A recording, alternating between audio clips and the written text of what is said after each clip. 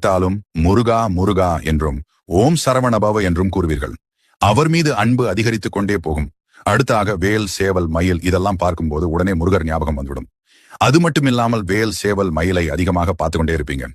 முருகனுக்கு உரிய சிறப்பான நாள் வருகிறது என்றால், அந்த நாளை நீங்கள் ஏதோ ஒரு காரணத்தினால் மறந்துவிட்டீர்கள் என்றால், அன்றைய தினம் உங்கள் மனதிலும் கண்களிலும் முருகனின் உருவப்படமோ முருகர் சம்பந்தப்பட்ட பொருட்களோ உங்க முன்னாடி வந்து ஞாபகப்படுத்தும்.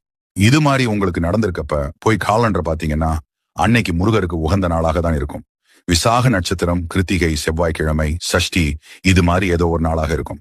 நீங்க ஒரு கஷ்டத்துல இருக்கும்போது உங்களுக்கு உதவி செய்ய ஒருத்தவங்க வருவாங்க. அவங்க பேர் கண்டிப்பா முருகன் பேர்கள் உள்ள ஒருத்தவங்களாகத்தான் இருப்பாங்க.